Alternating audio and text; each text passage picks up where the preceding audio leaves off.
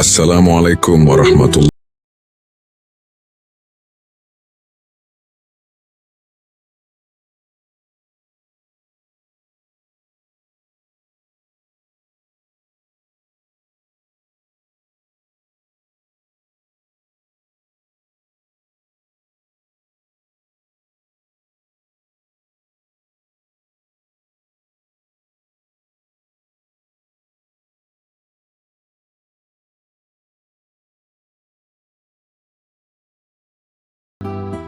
Inilah gambaran cinta Allah kepada hambanya bila ia mendekatinya untuk mencari ridhonya. Bagaimana cara-caranya? Sebelum melanjutkan, subscribe, like, dan share channel ini. Follow Facebook dan Instagram masjid ini. Wassalamualaikum warahmatullahi wabarakatuh. Alhamdulillah.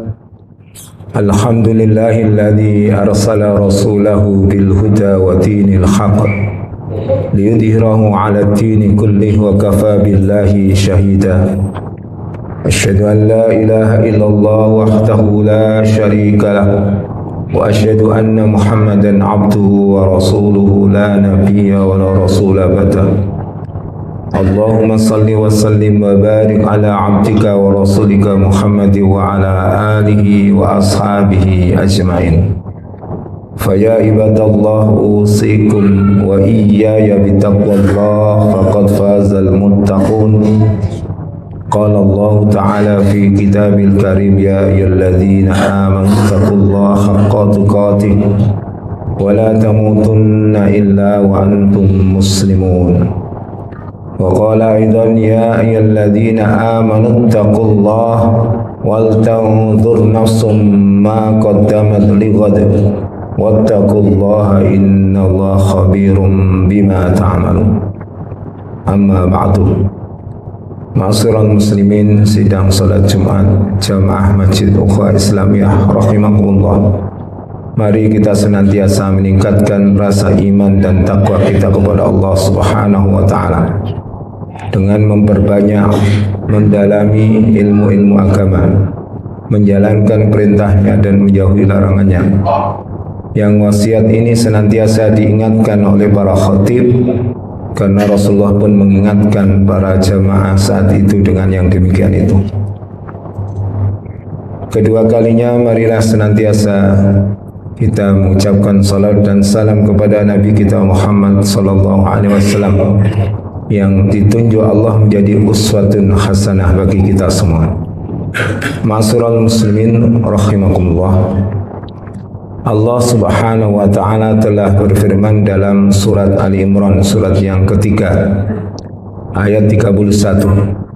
Surat ini diturunkan Allah berkaitan dengan beberapa kaum yang mengaku mereka mencintai Allah Ta'ala. Ya, sebagaimana keterangan Hasan al-Bisri atau Hasan al-Basri rahimahullah, bahwa ada sekelompok kaum yang mengaku mencintai Allah. Ya, lalu Allah turunkan ayat ini. Di dalam Al-Quran pun ada pengakuan-pengakuan atau klaim-klaim bahwa mereka adalah orang yang menjadi kekasih Allah atau menjadi aulia Allah, sebagaimana orang-orang Yahudi mengatakan nahnu auliyaullah wa ahibba'u, kami adalah wali-walinya Allah dan kekasih-kekasihnya.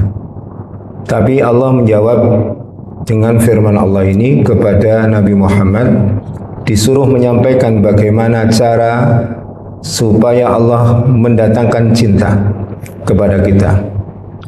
Di antaranya adalah apa yang disebutkan dalam ayat ini. Allah Ta'ala berfirman, A'udzubillahi minasyaitonirrajim, Bismillahirrahmanirrahim. Qul in kuntum tuhibbunallah. Katakanlah wahai Muhammad, jika kalian adalah orang-orang yang mencintai Allah, fattabi'uni, maka ikutilah aku. Yuhibbukumullah, niscaya Allah akan mencintai kalian. Wa yaghfir lakum dunubakum, dan Allah akan mengampuni dosa-dosa kalian. Wallahu ghafurur rahim. Ini jawaban Allah Subhanahu wa taala. Jadi cara kita atau kiat kita memperoleh cintanya Allah adalah dengan cara yang Allah Ta'ala sebutkan di dalam Al-Quran atau sesuatu yang disampaikan oleh Nabi Muhammad kepada kita. Caranya itu sangat banyak disampaikan dalam Al-Quran atau hadis-hadis Nabi. Tetapi pada Jumat kali ini akan kami sampaikan hanya beberapa hal. Yang pertama adalah disyaratkan bagi kita untuk meraih cinta Allah adalah dengan mengikuti petunjuk Rasul Sallallahu Alaihi Wasallam. Karena klaim-klaim itu tidak penting. Yang penting adalah bahwa kita sebagai umat Rasulullah Muhammad Sallallahu Alaihi Wasallam benar-benar meneladani beliau, karena beliau telah dijadikan uswatun hasanah bagi kita. Lalu apa yang diteladani? Ya, seluruh aspek kehidupannya. Ya, sebagaimana akhlak beliau dikatakan oleh istri beliau Aisyah radhiyallahu an, khuluquhu Quran. Akhlaknya Nabi adalah Quran.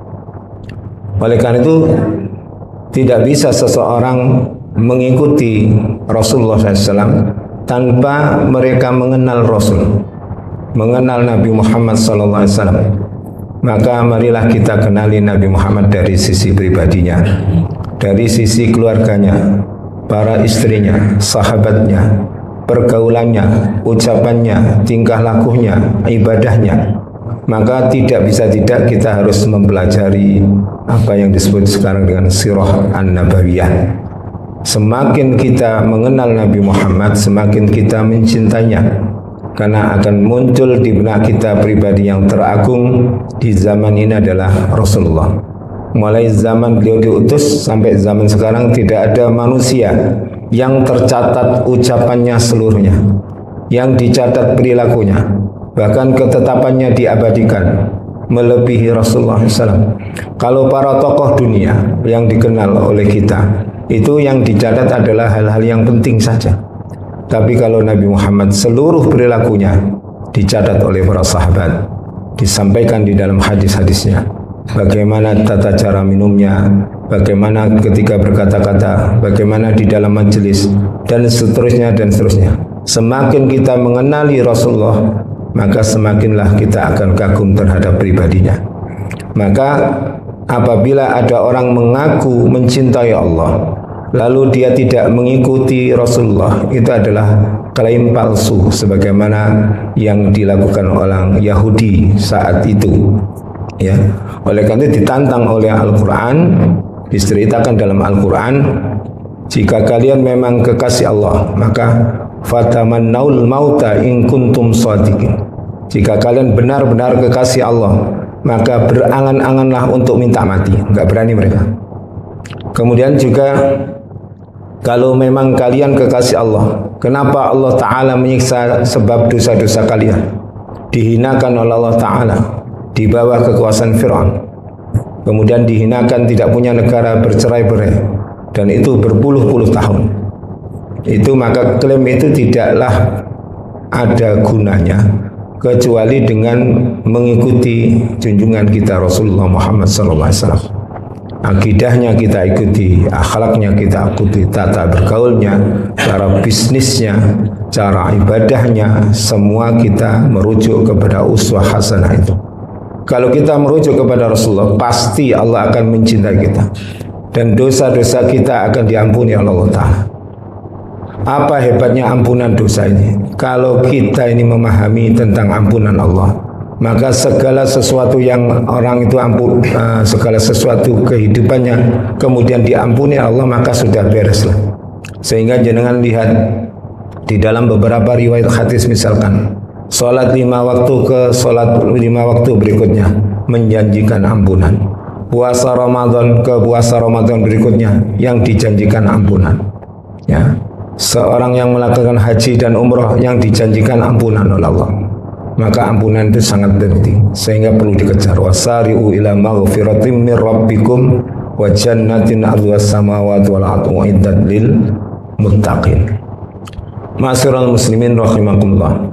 Kemudian yang kedua adalah seseorang yang berusaha dengan sekuat tenaga untuk menghidupkan sunnah-sunnah Rasulullah SAW dalam kehidupannya. Di dalam satu riwayat disebutkan man ahya sunnati faqad ahabbani. Siapa yang menghidup-hidupkan sunnahku, maka dia benar-benar orang yang mencintaiku. Wa man ahabbani kana ma'i fil jannah, dan barang siapa yang menghidupkan sunnahku, maka dia akan bersamaku di surga. Di antaranya cara kita akan memperoleh cintanya Allah Ta'ala adalah sebagaimana yang hadis yang diriwayatkan oleh Imam Muslim atau Imam Bukhari. Di sana disebutkan ma yazalu abdi ilayya bin nawafil hatta uhibbahu.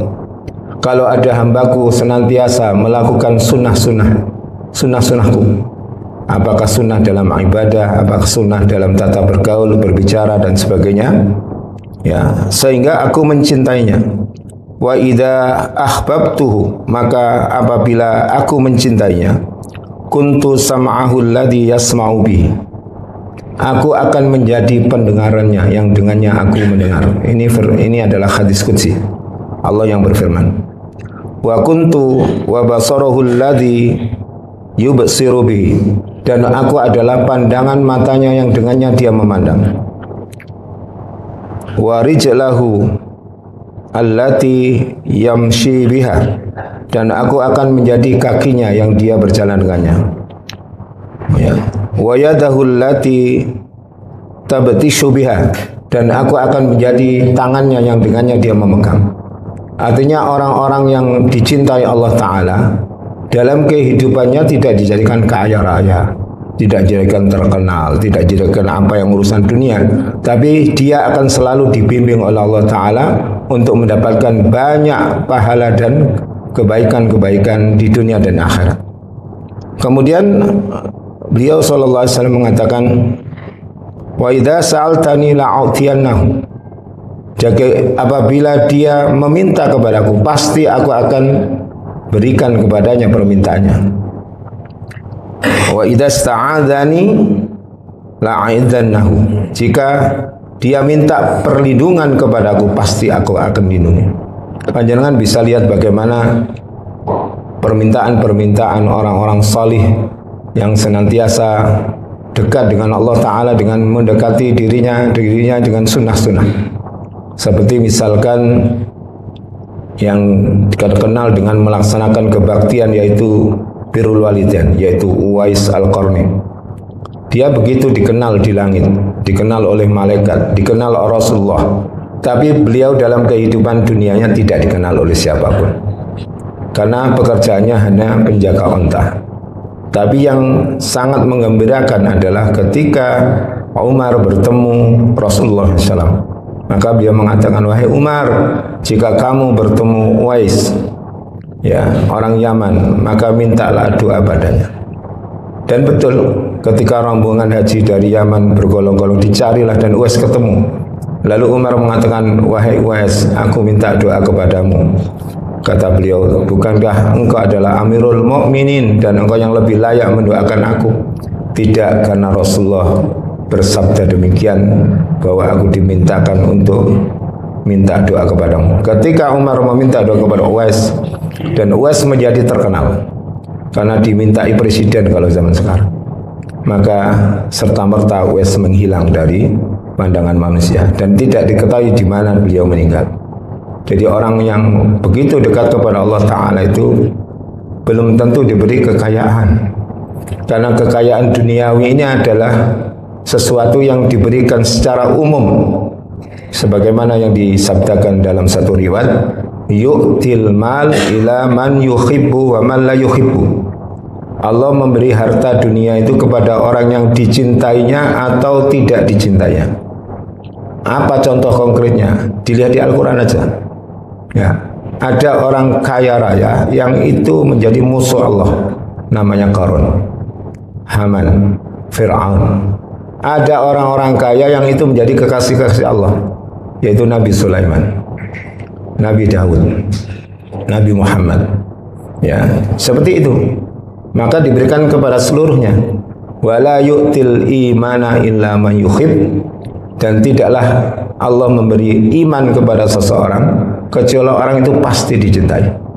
Oleh karena itu, ma'asyiral muslimin, Kalau misalkan ada ungkapan, kalau ada orang dapat rezeki banyak, kemudian temannya bilang rezeki anak soleh, koyoi bener tapi gak bener 100%. Ya, berarti yang gak soleh kan gak dapat rezeki. Ya, padahal Allah memberi rezeki kepada orang yang siapapun di dunia ini. Wa ma min dabbatin fil ardi illa 'alallahi rizquha. Dan tidak ada binatang melata apapun di muka bumi kecuali rezekinya sudah ditanggung Allah Ta'ala. Hanya persoalnya berkah apa tidak. Kalau barokah tentu orang-orang baik yang diberikan. Kalau banyak itu siapapun akan diberikan. Ini cara kita mencintai Allah ya Ta'ala dengan melazimkan amalan-amalan yang sunnah. Dan tidak perlu banyak, karena Nabi telah pernah ditanya, amalan apa yang disukai oleh Allah Ta'ala? Nabi menjawab, adwamu wa inqallah, yaitu amalan yang dikerjakan terus menerus sekalipun sedikit. Bukan banyak tapi temporer. Ya, makanya Al-Quran menyatakan dalam surat Tabarak, liyabluwakum ayyukum ahsanu amala. Allah menguji kalian, manakah di antara kalian yang paling bagus amalnya, bukan paling banyak, yang paling bagus. Yang paling bagus apa? Khudail menjelaskan yang paling ikhlas dan paling cocok dengan sunnah Nabi. Kemudian yang ketiga, ma'asyiral, siapa orang-orang yang disukai Allah? Di antaranya adalah untuk meraih kekasih sayang Allah, cinta Allah. Allah berfirman di potongan ayat, innallaha yuhibbut tawwabina wa yuhibbul mutatahhirin. Sesungguhnya Allah itu suka kepada orang yang bertobat. Jadi orang yang tobat itu adalah orang yang rujuk ilallah ba'dal ma'siyah. Orang yang kembali kepada Allah setelah melakukan dosa. Kalau inabah itu adalah orang yang kembali kepada Allah setelah dia melakukan ketaatan, dia lebih taat lagi. Kalau taubat ini disukai Allah. Bahkan ada diceritakan di dalam hadis Riyadhus Shalihin, cintanya Allah Ta'ala kepada orang yang bertobat di jalannya setelah dia melakukan sebuah kesalahan dan dosa, itu lebih senang daripada orang yang bepergian di satu padang pasir, kemudian kendaraannya dan bekalnya itu hilang, dibawa lari oleh keledainya atau ontanya. Dia cari kemana-mana onta dan keledainya, tidak ketemu. Maka kemudian dia putus asa.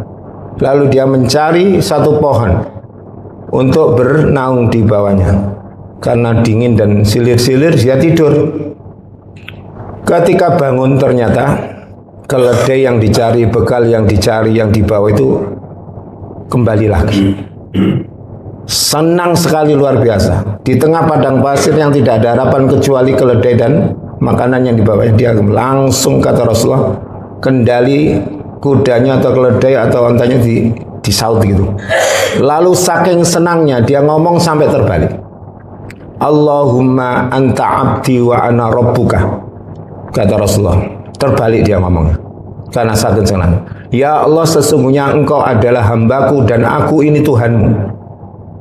Kan terbalik kalimatnya. Seharusnya ya Allah, engkau adalah Tuhanku dan aku ini hambamu. Diucapkan terbalik karena begitu senangnya. Itu lebih senang Allah Ta'ala dalam menerima tobat orang-orang yang bersalah. Oleh karena itu di Al-Quran dikatakan, ya ayyuhalladzina amanu tubu ilallahi taubatan nasuha. Asa rabbukum ayyukaffira ankum sayyiatikum wa yudkhilakum jannatin tajri min tahtihal anhar, dan seterusnya ayat. Yang kedua adalah al-mutatahhirin, orang yang bersih badannya dari segala macam kotoran, ya, termasuk dari najis. Maka seorang mukmin di dalam mengekspresikan ayat ini supaya dicintai Allah, maka mandi kita, cara bersuci kita diajarkan supaya kita menjadi orang-orang yang bersih badannya, rapi, bagus, sebagaimana Abu Bakar As-Siddiq. Ya, Abu Bakar As-Siddiq itu orang yang hatinya Masya Allah, Masya Allah. Kalau imannya Abu Bakar itu ditimbang dengan 70 orang sahabat, itu masih berat imannya Abu Bakar. Karena dia tidak pernah mikir dalam beriman itu. Contohnya ketika diceritakan kepada beliau Isra Mi'raj, yang itu tidak masuk akal. Tidak masuk akal sama sekali saat itu.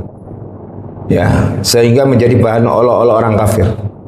Lalu Abu Bakar ditanya, apakah kamu percaya temanmu tadi malam mengatakan bahwa dia pergi ke langit yang 7, kemudian sebelum subuh dia kembali? Siapa yang mengatakan? Muhammad. Kalau Muhammad yang bilang lebih dari itu aku percaya. Makanya digelari As-Siddiq, yang sangat membenarkan. Kemudian Abu Bakar juga punya kebiasaan memakai pakaian yang bagus, yang necis. Lalu dia bertanya kepada Rasulullah, ya Rasulullah, apakah saya ini termasuk orang yang sombong ketika saya memakai pakaian yang baik, bersih, ya, wangi? Kata beliau, innallaha jamil yuhibbul jamal. Allah itu Tuhan yang maha indah dan menyukai keindahan. Maka ketika orang misalkan ke masjid, kemudian orang itu habis makan bawang putih, baunya tidak nyaman kalau dibawa orang, maka disuruh untuk bersiwak. Oleh karena itu di dalam sholat Jumat semacam ini dianjurkan untuk mandi junub sebelum berangkat, untuk mandi besar. Untuk apa? Supaya ketika kaum muslimin berkumpul dengan saudaranya di masjid, baunya enak, sedap, wangi, tidak mengganggu kekhusyuan jamaah lain. Kalau dia misalkan baunya apek, nggak enak, maka orang yang sholat di sebelahnya akan terganggu. Kalau dia mengamalkan itu karena perintah Allah Ta'ala, perintah Nabi-Nya, dia akan mendapatkan kecintaan dari Allah Subhanahu Wa Ta'ala. 3 hal ini yang bisa kami sampaikan di dalam khutbah ini, dan perlu saya sampaikan di akhirnya. Sesungguhnya kiat untuk mencintai Allah itu sudah diterangkan oleh Allah, baik di dalam Al-Quran maupun diterangkan Nabi dalam hadisnya. Maka panjenengan dan saya tidak perlu cari cara-cara. Nah, karena bisa bertepuk sebelah tangan kita. Kalau kita mencintai dengan cara kita, tapi dengan tidak menurut petunjuk juklak yang disampaikan Allah Subhanahu Wa Ta'ala. Mudah-mudahan apa yang kami sampaikan ini bermanfaat bagi kami pribadi dan panjenengan semua. Barakallahu li wa lakum fil Qur'anil azim wa nafa'ani wa iyyakum bima fihi minal ayati wa dzikril hakim wa qur rabbi ighfir warham wa anta khairur rahimin.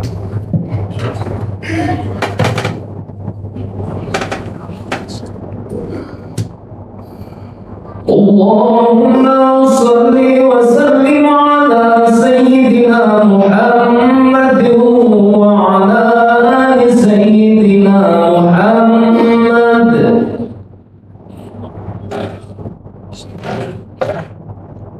Innal hamdalillah nahmaduhu wa nasta'inuhu wa nastaghfiruh wa na'udzu billahi min shururi anfusina wa min sayyiati a'malina. من يهد الله فلا مضل له ومن يضلل فلا هادي له أشهد أن لا إله إلا الله وحده لا شريك له وأشهد أن محمدا عبده ورسوله اللهم صل وسلم وبارك على عبدك ورسولك محمد وعلى آله وأصحابه أجمعين عباد الله أوصيكم ونفسي بتقوى الله فقد فاز المتقون قال الله تعالى في كتابه الكريم يا أيها الذين آمنوا اتقوا الله حق تقاته ولا تموتن إلا وأنتم مسلمون وقال أيضا إن الله وملائكته يصلون على النبي يا أيها الذين آمنوا صلوا عليه وسلموا تسليما بسم الله الرحمن الرحيم الحمد لله رب العالمين حمدا يوافي نعمه ويكافي مزيده يا ربنا لك الحمد كما ينبغي لجلال وجهك وعظيم سلطانك اللهم صل وسلم وبارك على محمد وعلى آله وأصحابه أجمعين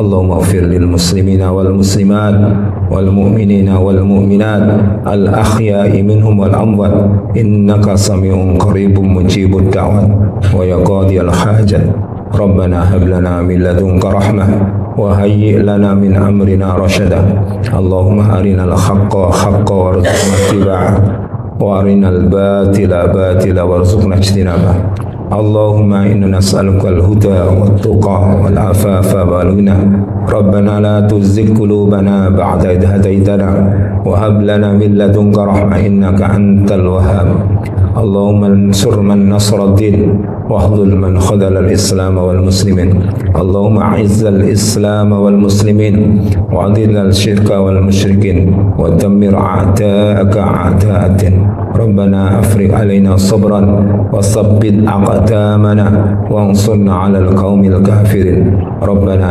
آتنا من لدنك رحمة وهيئ لنا من أمرنا رشدا ربنا آتنا في الدنيا حسنة وفي الآخرة حسنة وقنا عذاب النار وصلى الله على محمد والحمد لله رب العالمين ولا ذكر الله أكبر والله يعلم ما تصنعون. Subscribe, like, dan share channel ini. Follow Facebook dan Instagram kami.